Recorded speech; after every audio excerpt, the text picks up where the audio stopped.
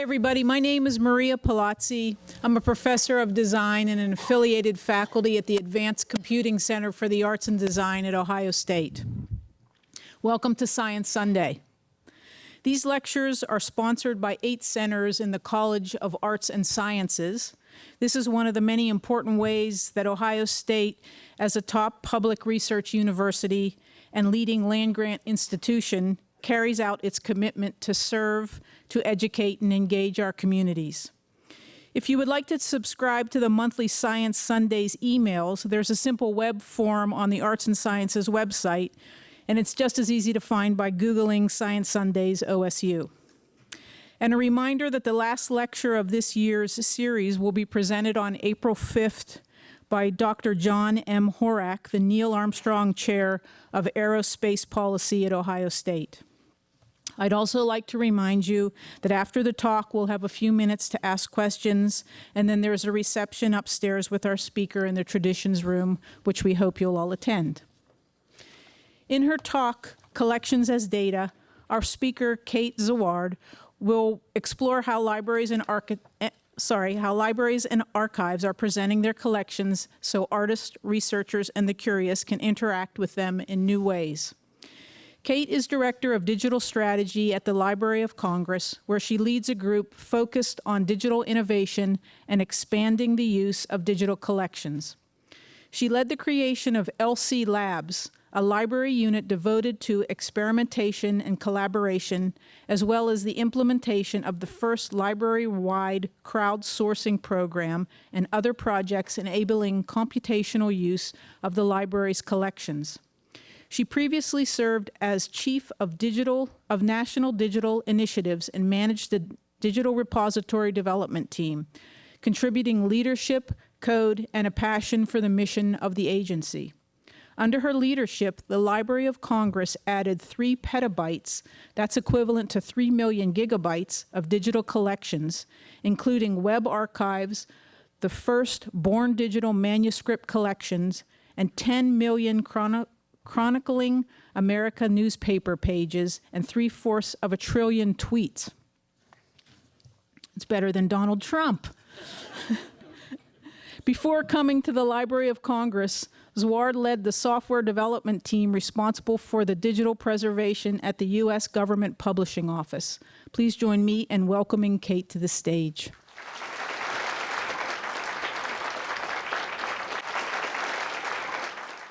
Thank you so much for that warm introduction, and thank you to all of you for sharing your time with me today. I feel honored to be invited as part of the speaker series, which I think is incredible, and I wish that I lived in Columbus, because this seems really neat that you get to get a little bite of people's work every once in a while.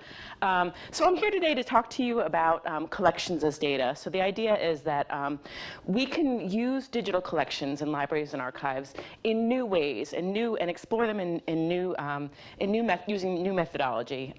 So when we digitize material and put it online, it has the important benefit of letting everyone in America see these treasures that we're holding on behalf of the American public. But also, because they're digital, they have different ways that we can approach them, and I'll give you some examples. But first, I want to talk a little bit about the Library of Congress itself. So the Library of Congress is your library. It's one of America's national libraries, and I want to do some bragging on your behalf, because it is part of the heritage that you have as an American citizen, and in fact it's open to everyone. So anybody can go on losu.gov and use the online collections. Anybody who can use the Ask a Librarian service and interact with a reference librarian to have their questions answered, and anybody can come to this beautiful building and see some of the treasures that we have in the exhibits. Anybody over the age of 16 can get a reader's card, so if you find yourself in Washington, D.C. and would like to see some of these in person, you're very much welcome to do that. And because it's your library, I want to brag a little bit about it on your behalf. America's library, the Library of Congress, is the largest library on planet Earth, and I'm pretty sure the solar system.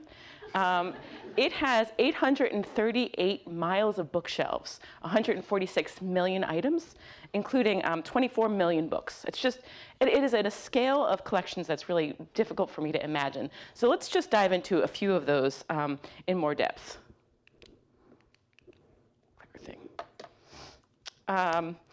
So the library has the world's largest collections of maps, music scores, legal material, films, sound recordings, comic books, and telephone directories. We have 124,000 telephone directories. It's incredible.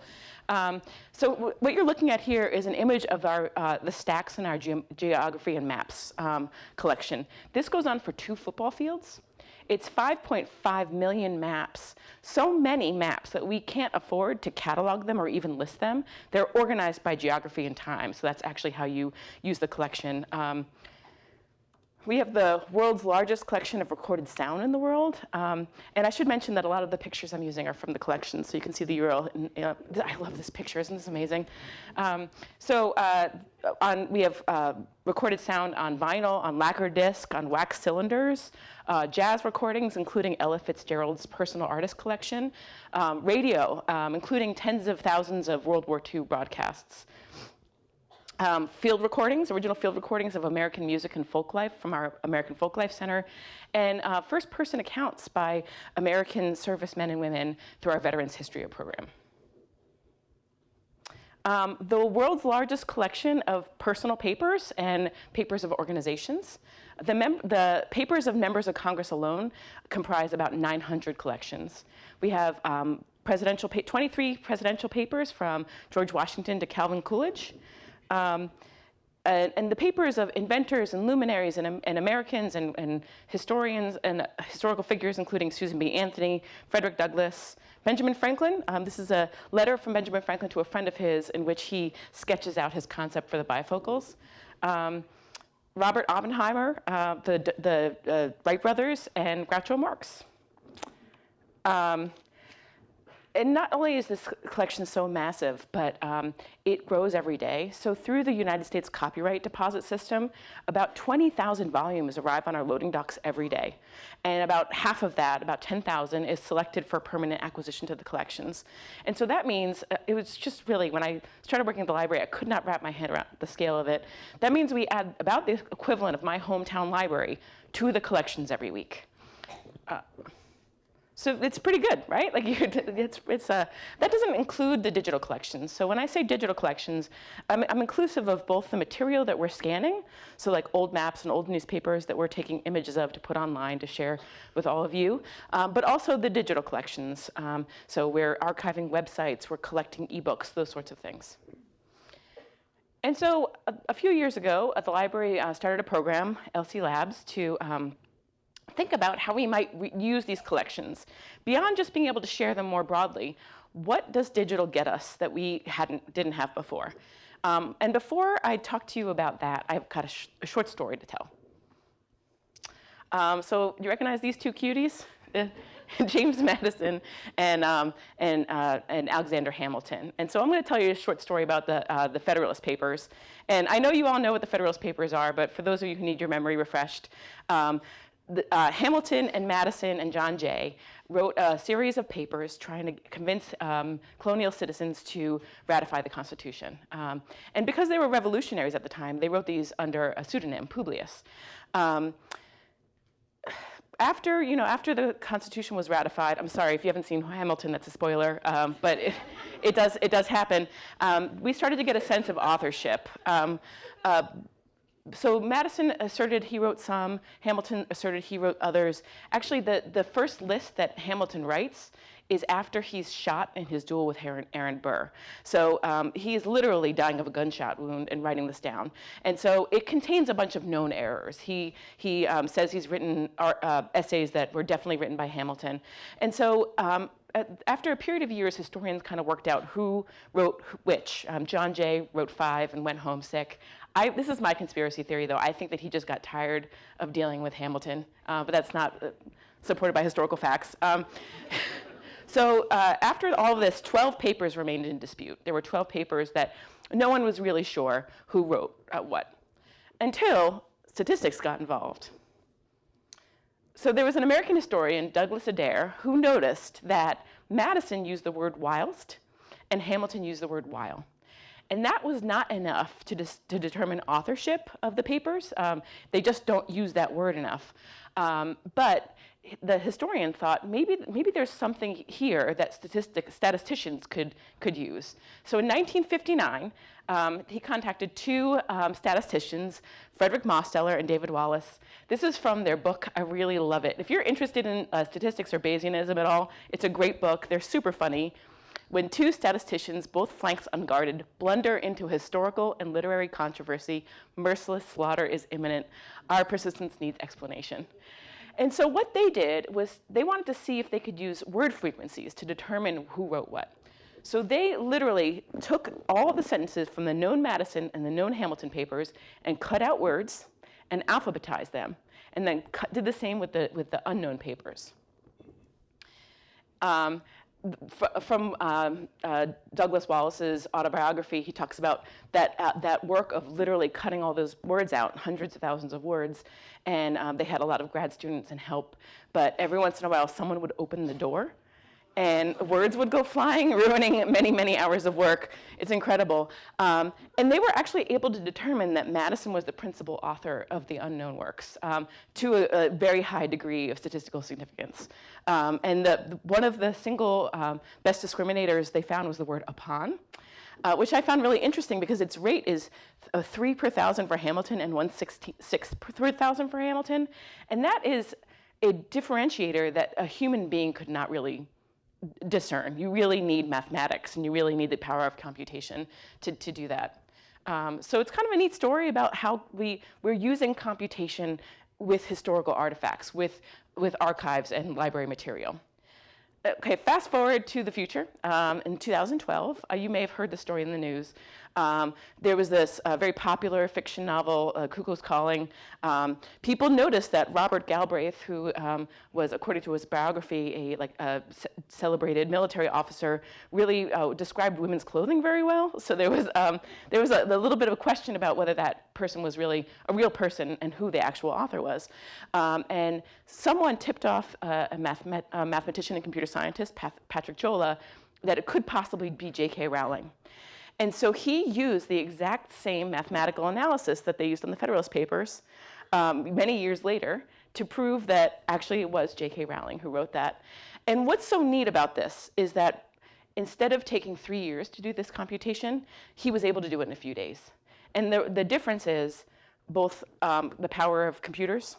So Patrick Jola has on his website open source software that you can try this at home. You can do this right now instead of using an army of graduate students in 3 years. And also machine readable text. And we'll talk about that a little bit more in a second. So this is just one example of how we can use computation and data analysis to uncover things that we didn't know, right? So the Federalist Papers were in existence for 180 years before we knew enough about data science to be able to show that Madison wrote those papers. What other hidden pieces of knowledge are in the collections if we look at it in just a little bit of a different light? And so that's one of the things that Labs is exploring. And I encourage you to go to our website if any of this seems interesting to you. It's at labs.loc.gov. And this is a sort of slice of our experiments. And I will talk to you about a few of those. But first, if you remember, I talked about machine readable text, the difference between the Federalist Papers and the J.K. Rowling. And so let's talk about machine readable text for a second. We have one of the things we offer to the public is a searchable database of historic newspapers. It's called Chronicling America.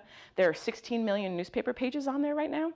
And one of the things that so excites me about that collection is that it's searchable for the first time. So when I bought my house, I put in the address and I found the actual the building permit from 100 years ago. I could never have found that before using traditional indexes. And so here's an example. I just searched Buckeye because I know how to pander. I just searched Buckeye. And a thing that I only learned after coming to the library was it was very popular to publish poems in newspapers in the 18 and 1900s. And you can see here that it knows the word Buckeye is here. And the way we do this is through optical character recognition. So basically, we teach computers to say, this is what a letter A looks like. If you see a picture that looks like this letter A, it's the actual letter A. We can translate pictures of text to words that machines can compute against. The problem is a lot of our collection looks like this. And it's very hard to teach computers how to recognize handwriting. Because if I have typewritten letter A, it's pretty much always going to look like the letter A. But you all know, like you've been to the doctor, the letter A can look like any number of things, right? And so here's an example of a letter from the Abraham Lincoln collection in which he is writing to his first fiance. And none of that is searchable. So if you wanted to search her name, that date, anything that he describes in the letter, you wouldn't be able to. So one of the ways that we're helping unlock these collections is through our crowdsourcing program. And that's at crowd.loc.gov. So what we're doing is we're putting images of handwritten collections or other types of collections that optical character recognition doesn't work very well for. And we're asking people to help us transcribe that and review the work of others. I really love this letter because it's so savage. You must know that I cannot see you or think of you with entire indifference. It's a breakup letter, right? And he's very polite and the language is very florid. And I think it's a really neat way to get a sense of a person by reading the things that they've written, not just reading about them. We recently put up Rosa Parks' personal papers on the site for transcription. And this brings me to what I think the real value of this crowdsourcing platform is. And it's not actually changing handwritten text to machine-readable text. It's inviting people to engage with the collections. So if you're curious what the Library of Congress has, and you go to the website and you don't have a research question, what's your foothold, right? And I think this can be your foothold. And when we put her papers up, I had the honor of transcribing one of her letters. And this is one that she is writing to a friend of hers about the day she was arrested. I had been pushed around all my life and felt at this moment that I couldn't take it anymore. When I asked the policeman why we had to be pushed around, he said he didn't know. The law is the law. You are under arrest. I didn't resist. And I have to tell you, the feeling that I had holding her words in my hands for the benefit of the American public for like now and to come it was really it really touched me, and I really hope that through this platform we can provide all of you with the same feeling, the feeling of holding Abraham Lincoln's words or Rosa Parks' words in trust for the American public. I think it also there is also value in thinking about these people as just normal human beings. So a lot of the manuscript collections aren't these stirring letters. They're sometimes just normal things that people are writing to each other. And here's two examples from the Rosa Parks collection. One is her pancake recipe that she scribbled on the back of an envelope. The secret ingredient is peanut butter. I've heard it's really good. I have not made it, but I should. And this is a postcard from Dr. Martin Luther King. Dear Mrs. Parks, we're having a wonderful experience touring Europe. Hope things are going well with you. I am thinking of you constantly. We'll see you soon. And I think there's a real important value in thinking about these people as human beings who had lives and families and made choices and not icons frozen in time.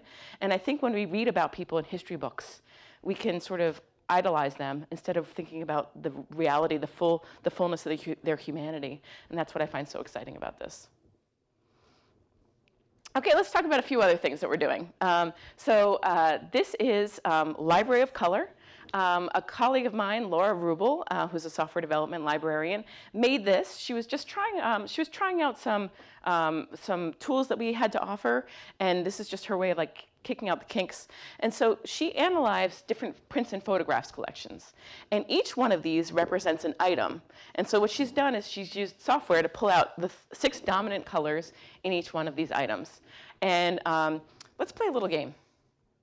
So she did a few of these. She did baseball cards, cartoons and drawings, Japanese fine prints, Sanborn maps, WPA posters, and World War I posters. And so I'm going to ask you, what do you think these colors represent? What's this palette? Is it baseball cards? Is it cartoons and drawings? Is it Japanese fine prints? I hear Japanese fine prints. Anybody else? WPA posters. One more. Baseball cards, cartoons and drawings, Japanese fine prints, Sanborn maps, WPA posters, World War II posters, World War I posters. Good. Maps? Anybody else? It's baseball cards.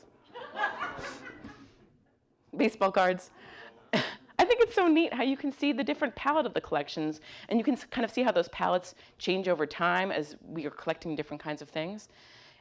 It surprisingly also offered a very tangible benefit. So if you see these blue lines here, so we showed this application to one of the curators in the Prints and Photographs division, and this is Civil War maps, and you can kind of see the palette is very Civil War looking, but except the blue. So she said that the blue shouldn't be there. They weren't printing with blue then. And so we looked further into it, and we found those were examples of items about the Civil War, not during the Civil War. So they had been mischaracterized. And so I think it's a really interesting example of how different views into the collection can sort of give us new learning about them. Now I've been warned not to go too long because there's cake upstairs and people will just start leaving. So I'm going to try to stick to my time really carefully. I want to talk to you a little bit about a new program that we've started, the Innovators in Residence program. This is an effort by my team to bring in people for short-term, high-impact projects to do something interesting and creative to sort of spark the imagination in other people, but also to, like, you know, it's also nice to bring people in to learn from them and get their experience and perspective. So the first one that we ever had, we advertised as a temporary assignment for library staff. So we asked people to propose a project, and we selected a software developer in the library named Tong Wang. And he was really interested in chronicling America. So I mentioned the newspapers a little bit earlier. So as I've mentioned, we have OCR.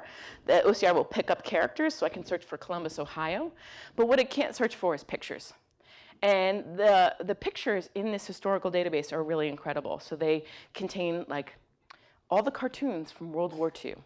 Like, can you imagine that, like, looking through a list of just all the cartoons, all the political cartoons from World War II? Or sometimes the only known picture of a historical figure exists only in these newspapers, maps from the Western Front, those sorts of things. And so what Tong did was, here's an example of just pictures.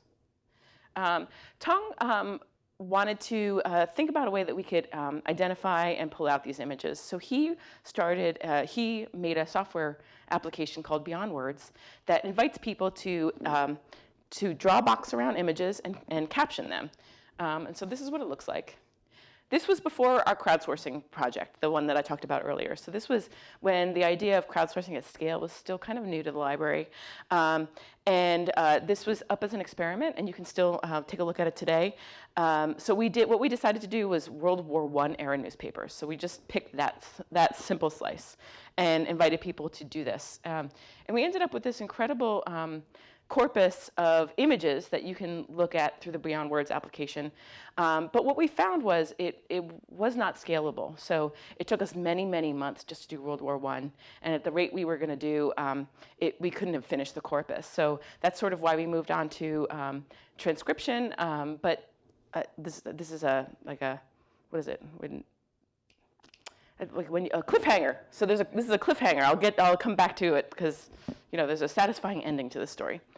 So our next innovator in residence was Jer Thorpe, who's a data artist. He came to the library. He did a ton of things. So if any of this is compelling to you, please look at the website. He does a really nice podcast where he sort of introduces the library and explores some of the edges. It's very compelling. And he explored the library in colors in a different way.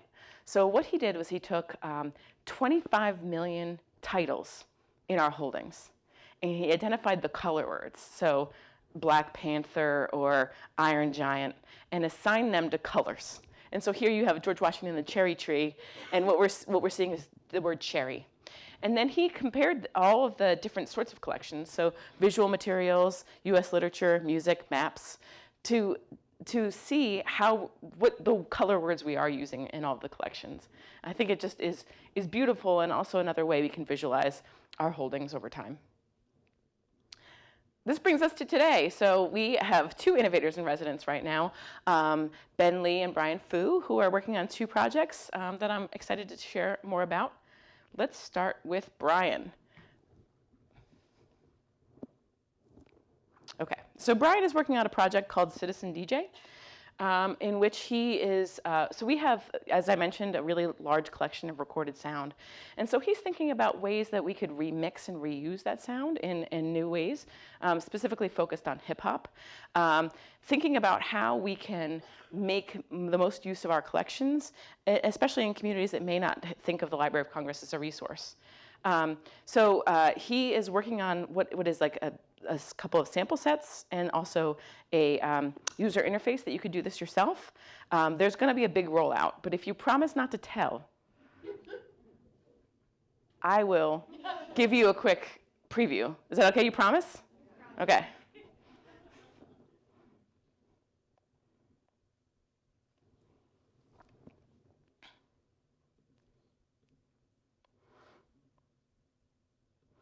So here we have items from the John and Ruby Lomax collection. So John and Ruby Lomax did a trip throughout the southern United States, recording American folk music, and we're taking less than 1 second samples from those items, using one of those items and a beat pattern to make music.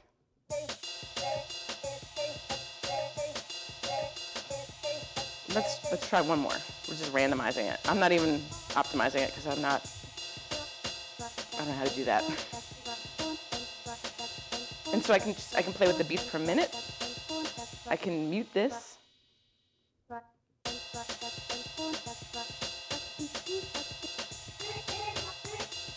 So you can see how hip hop artists and people who are curious and like to play could use this to think in new ways about the collections.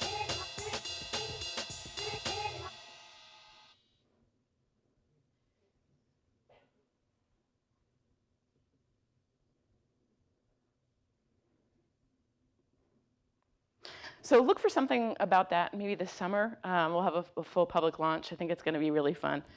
The next project is Ben Lee's. And do you remember the cliffhanger I mentioned earlier? The newspaper data. And so Ben thought, Ben is a computer science PhD student, and he thought, wow, that's a great training set for machine learning. And so for those of you who aren't familiar with machine learning, it's how we train machines to learn, make predictions, and then refine them. So what we can do is give them a training set of known, so all of those known coordinates of items on a page. What does a photograph look like? What does a cartoon look like? Feed that into an algorithm and let the machines do the work. And so he's using the Beyond Words data. And he is getting some really great results. So here's an example of an output of one of his algorithms that shows that this is a photograph, probably to the order of 84% probability, some comics and cartoons. And so he's now running this through the whole corpus of 16 million pages. And at the end, we'll be able to have these, like I said, these sort of photo morgues of maps from World War II and cartoons from World War I that'll be also interesting to all of us, but really useful for scholars and researchers. Here's an example of some of the really cool images you might find. Yeah, people were wild back then. We're also thinking about how we can use machine learning in libraries, both ethically and practically. Machine learning is a technology that's pretty far along in some sectors, but in libraries a little bit less so. Our data tends to be a little bit less structured, and our ethical concerns tend to be a little bit more real, I guess, I don't know. So those are some of the things that we're working on in terms of computation and digital collections. Another thing that we can think about in terms of digital collections is how it enables American creativity. How can the fact that these collections are available online make them more amenable to use by creators and crafters and artists? And I'd like to give you a few examples of this. So this is a stained glass window at the library, and this is a Christmas ornament that was made from it. Oh, do you remember the Library of Colors that I showed you before? So Laura Readable, who's an amazing human being, took the output from, so she wrote a software application to generate this, took the image, printed it onto fabric, and sewed it into bags. And I think it's just such a great example of different kinds of making, and also the building on the past creativity. You know, so she needed the source code to do that. She needed a whole bunch of things to make this possible, and I think it's just beautiful. There's a popular shoe company that allows you to design your own sneakers. And so just one night I was playing with some images in the library's collections. This is an owl in one of our reading rooms, and I put it on sneakers. And I thought, wouldn't it be neat to think about how we could make wearable art with some of the collections that we have available? The newspaper collection, which you can tell I'm a huge fan of, has a bunch of sewing and embroidery projects in it. And I think one possible thing to think about is how do we pull those out and make sort of a book or a collection of things that you can make out of historic newspapers. We're starting to explore 3D printing. So we have a number of 3D objects in the collections, and we can scan them and print them for scholarly use or student use. I 3D printed the small person, but not the jaguar.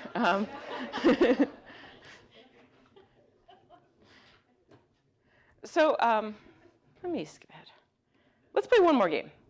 This is another thing that Laura Readable of the bag and the colors made. This is called Photo Roulette. And so what she did is she pulled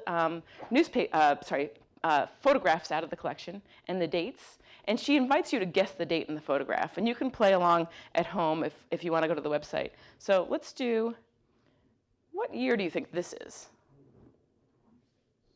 I hear 26. 48, 35. Who said 35?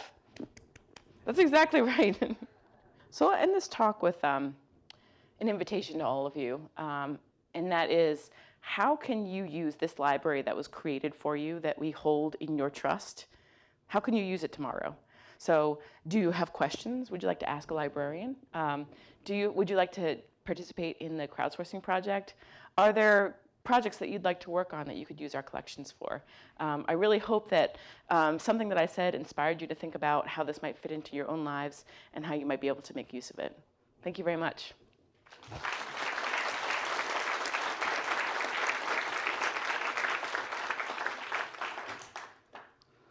Do you have any questions? Yeah?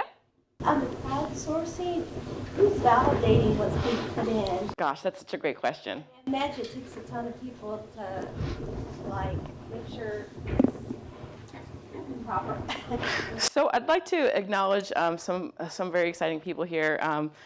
General Ferreter and Mrs. Ferreter, who are the parents of one of my team members, actually. One of my team members, Megan Ferreter, started this, was one of the people who started the Smithsonian Transcription Center. And the Smithsonian and the National Archives went before us on this. So it was really great that we could benefit from their wisdom.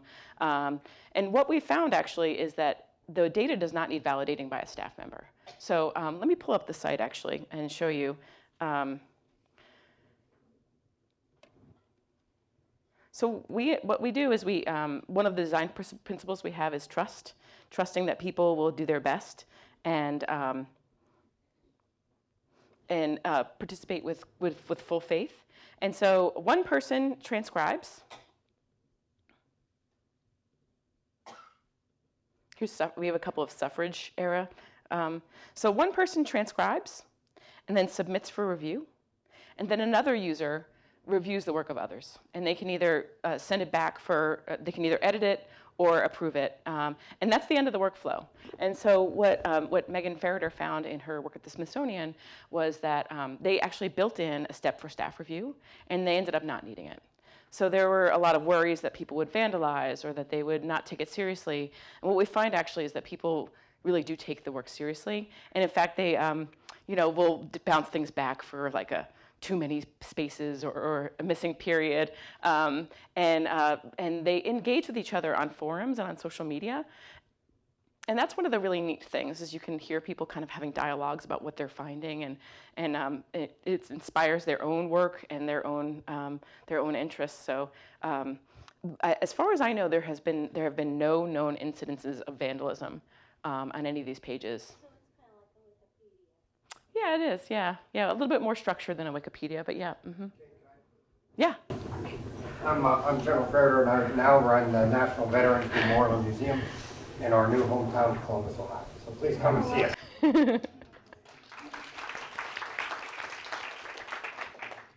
So as Megan and Kate have pulled this together. Here's the most amazing thing to me. So in past years, we took pictures of stuff and got it online. And I think that's called digitization, according to what my daughter's taught me. So that's digitized. But when you type it and you put it into an authoritative database, it's searchable, trackable, and now collectible and connectable. And what that means is, the example I always use is, someone thought the bronze era was found in South America, but actually 100 years earlier it was found in Europe or something. And so they create knowledge even though it's in plain sight. Because now, as people do research, and they're looking over here to kind of finish something, over here the database reveals something that someone in Australia typed in that someone else in South Carolina checked. But it gets in a database, and that's a game changer. Thank you, sir. I'll also add that it makes some of these materials available to people with visual disabilities for the first time. So if you have a visual disability, it's very hard for you to read an image of scanned text, you know. And also handwriting can be hard to parse. So having this material in machine readable format makes it possible for people who use screen readers to read this for the first time in some cases. Yeah? Excuse me, I know copyright is a huge issue, so I don't expect you to be able to expound on all of that, but are the images, particularly photographs, and maybe even these types of images of handwriting, we can't use those, right? Those are just for us to look at, or how is that treated? So that's a great question. The question is about copyright. So can we reuse these materials? Are they under copyright? And much of the material that we post online is available to reuse and reuse to the extent possible. So actually our digitization program prioritizes material that's free from copyright, with the idea that, so the WPA posters are a great example of something that I encourage you to print one out and put it on your wall because they're so cool. Each item on the website will say what the rights are. And also every month we do a new free to use and reuse section on the bottom of the website. So there are these amazing images for whatever use you would like to use them.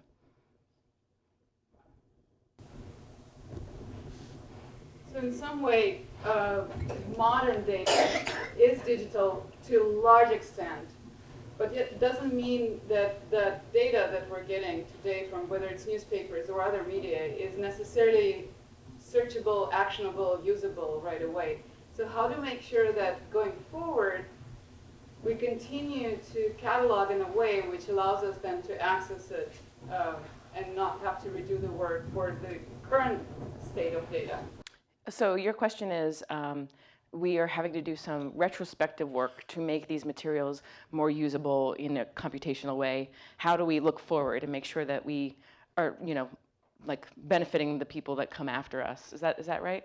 Well, how do we make sure that our modern newspapers, right, but even more so, going well beyond newspapers, you know, with all of internet, is actually usable, even though it is digital, it's not necessarily usable and catalogable and searchable in the same way that you're making this historical data usable. How do we make sure that going forward we put in place the right way to organize and keep and manage that data?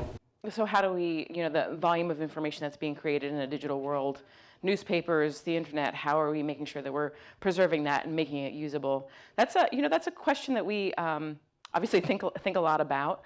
I think that the answer to that is complicated, and it depends on sort of what the use is and what the thing that you're describing is. I am really pleased to share that we, just last year, so a lot of our collections at the Library of Congress come from US copyright demand and deposit. So you might know that if you write a book, if you deposit a copy with the Library of Congress, you get some certain legal protections. And so that's the 20,000 volumes that I mentioned, those come through copyright deposit. So that's all in law and regulation, and so changing that takes a long time and is very deliberate. But we were just able to put in a regulation change that allowed newspaper publishers to send us digital copies of newspapers instead of microfilm. That's better for everybody. They don't have to print microfilm just for us, and we have these digital copies. We're working format by format to make that true for all of the formats to the extent possible. And so what that means is that we are now getting modern newspapers that have the images and are full text searchable. And these are under copyright, obviously, so you can't see this on the open web, but you can see it in the reading rooms. We are also getting ebooks. So we're thinking about how can we expand that to recorded sound, to moving images, to all these other formats. But the process is very deliberate and slow. And when I was a younger person, I felt really frustrated by how slow we moved. And now that I am a little bit older, not very much older, now that I'm a little bit older, I think it's actually a really huge benefit of libraries that we move very deliberately and slowly. And that libraries, public libraries are sometimes on the forefront of user technology, but in terms of how we build our infrastructure, we're very careful. So we're not jumping to new formats, right? Because we're thinking about the long-term sustainability of it. And so I think being slow and deliberate is actually really appropriate, but making forward progress always. Yes? What about things, like TV shows and movies and interviews of politicians on TV and stuff like that? Yeah, so that's also part of the collections. We have a huge facility in Culpeper, Virginia, that used to be part of the Federal Reserve. It used to store the money for when there was like a zombie apocalypse or whatever. There was a lot of gold there. And I don't know what they did with all of that gold and money, but it's not there anymore. And now it's, so we have the film and video and movies, and they're experts at preserving and making use of that. And so some of the movies are online. So you might know that a lot of text has aged out of copyright. So Shakespeare, Jane Austen, that's all available for whatever use you'd like to put in it. No recorded sound has aged out of copyright yet. So because the copyright law for recorded sound came so much later. So there's not a lot of public domain recorded sound or moving image, but some of it is available online. And the best way to, if you wanted to make use of that, is to contact a reference librarian through Ask a Librarian. Earlier you mentioned tweets. So it made me wonder which parts of the internet get priority from you. Gosh, that's such a great, I should not have given a talk. I should just let you ask questions. This is so fun. So the question is, earlier we talked about the tweets, the Twitter archive. How do we prioritize what parts of the internet get preserved? And the answer is that we do the same way we do it in books and tangible media. So we have subject matter experts at the library who every so often they decide what books we're going to save. And they also look at like web archives and other digital forms of media and decide what collections they're gonna save. So the web archiving collection, for example, is a really rich resource. We have web archives of election material, of the Olympics, and those are all curated by curators in the exact same way we do tangible. Yep. So we're here in this really globalized world now. Are there other countries that are doing similar things, and are there like cooperations that you guys are doing with them to make sure that multinational reference stuff is kept?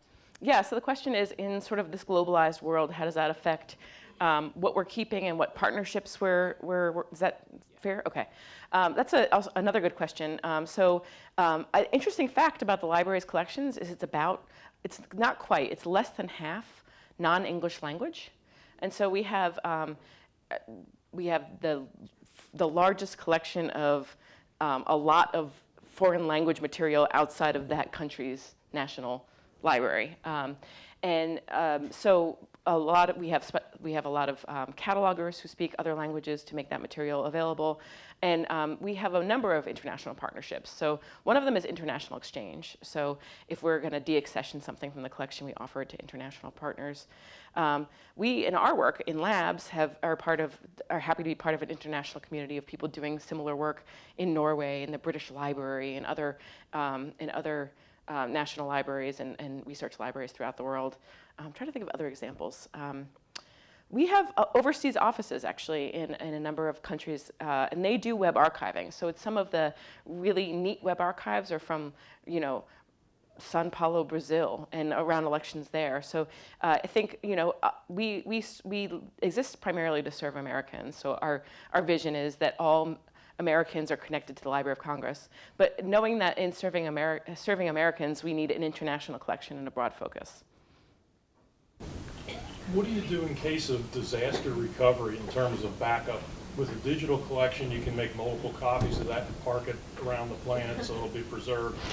The building itself, if that were destroyed, you'd lose all the things you haven't digitized yet. Yeah, that's, so the question is, what about disaster recovery? You can make copies of things intangible, but it's hard to do that in physical. So I think the answer is that we're moving to a lot of offsite storage, to places that are not in, on Capitol Hill. Like, we literally are next to the Capitol building. And so that's, a known risk factor. I work there, so let's not bring it up again.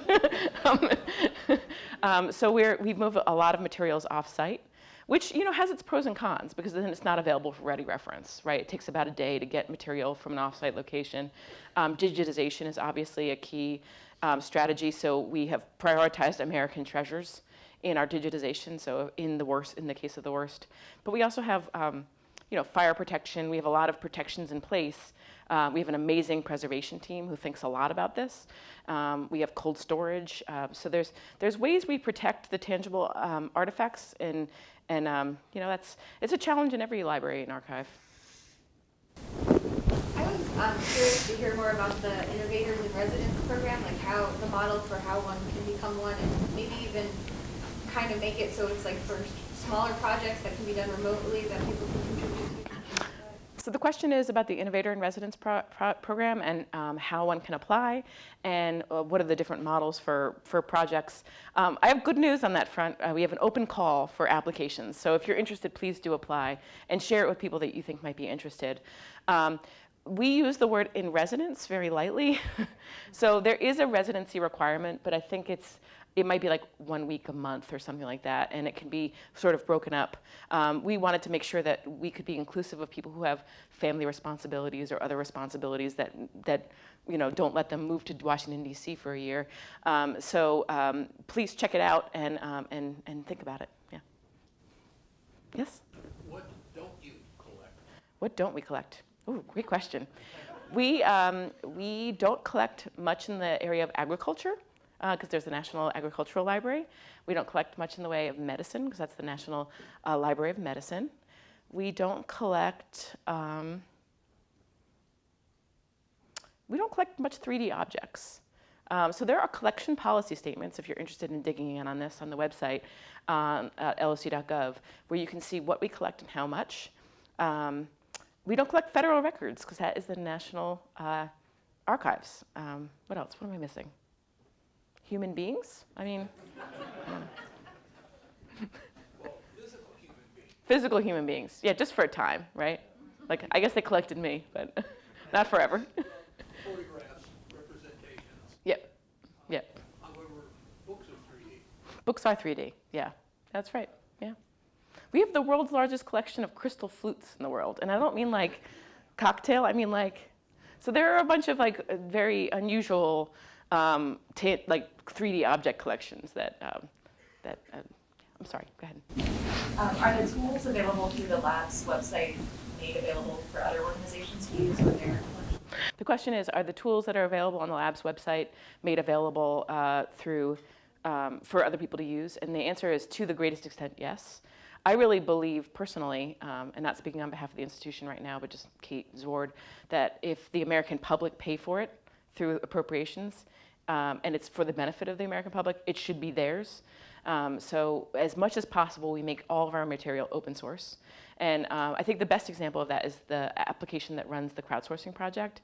So that is all open source, all documented, and we're really hoping that other cultural heritage organizations use it. Along with the Innovator in Residence program, do you also have an Artist in Residence program? And second question, do you ever throw anything away? Oh, okay. First question, along with the Innovator in Residence program, do we have an Artist in Residence program? I think that they're actually the same. So we encourage artists to apply for the Innovator in Residence program, and we've had one. I think Jer Thorpe was our first Innovator in Residence, and he's an artist, and his work made me understand art in a new way. It was really profound for me. But we want to be, we have one pot of money, but we're hoping that, data journalists, storytellers of all kind, including artists, apply. And the second question is, do we ever throw anything away? Is there a librarian in the room? Yes. Okay. So the answer is affirmatively yes and all the time, although people get really mad about it. So as my colleagues will tell you, weeding is a key part of the library. So what we don't want is to we don't want to hoard. We're not dragons. And we don't want to build stinking information dumpsters, right? That's not helpful to anybody. So we do weed, we throw things out. People get really upset, because they get worried that we're throwing valuable items out. At the library, we are very careful in our weeding. We weed very little. And when we do, we offer it through many programs. So hardly anything gets thrown out. It gets reused and repurposed through other libraries and organizations. Yeah. So I just want to say that I was able to, last June during ALA, go and help a group from Puerto Rico to actually grab books for preservation for a future preservation program in Puerto Rico. And the Library of Congress was donating all of that. Oh, that's great. That's great to hear. I have a question about machine learning. We kind of briefly touched on some of the ethical concerns around that. I'm kind of wondering what are some of those concerns, and then what are some of the ways that libraries or the Library of Congress can work around those in the future? So the question is, what are some of the ethical concerns around machine learning? And I think when I think of the analogy for this, I think about balsamic vinegar. And when you're boiling down balsamic vinegar to make balsamic reduction, it intensifies the flavor of that balsamic vinegar. So if you use a really crappy balsamic vinegar, it's going to be a really crappy reduction. And if you use a 15-year, you're going to get something velvety and luxurious. And in the same way, machine learning can intensify biases that are inherent in the collection. And so that's one of the things that we're thinking about. I think, you've all heard the news about, that some of the social media companies using machine learning in ways that are, maybe concerning to some citizens. And we want to make sure that we're not replicating some of those practices in ways that can be potentially harmful. So you mentioned social media companies. Has the library partnered with any of the Instagrams or Facebooks in terms of getting content like you do with the newspaper media? Yeah, so the question is, has the library partnered with any of the social media companies to get content? I think the most famous example of this is the Twitter archive. So when Twitter was a baby, a newborn baby social media site, we entered into an agreement with them to collect all of the tweets, which we did for about 10 years. That the usage exploded, and it was a really interesting experience for us to learn how to scale quickly. We have also done partnerships with Flickr, so that was a really fun one. I actually wrote the code to collect this, so the Folklife Center, the American Folklife Center, they exist to record and share American folk cultures, ask people to share about their Halloween traditions in photography, and then tag it. And then we went in and collected those materials to preserve. I'm trying to think of what else. We have a couple other examples. But I think that's a really interesting, sort of an area of exploration about how we collect these if you think about when you were a child, how many photographs existed in the world and how many photographs exist now in the world, it is exponential doesn't even begin to characterize it. And how do we collect that in a way that can be useful for research and is meaningful and isn't just like a, pile of photographs is something that we continue to think about. So you mentioned you're a coder. How does one learn to code that, without having to take a college course or something? I feel like that's a very important skill set to learn nowadays. I don't really have my head wrapped around how to actually learn it. So the question is, how do you learn to code without going to college? And I think one of the things that I would turn you to is our website. So we have a couple of tools. They're not tutorials, but they're ways that you can play around without having a lot of expertise in writing software applications. And so I would in terms of writing code, I would distinguish between writing software applications, so writing web applications that do stuff, and writing code to learn things. And so one of the, yes? He's finished, but I also want to add to it specifically for Columbus, so yes. Okay. Oh, good. Okay.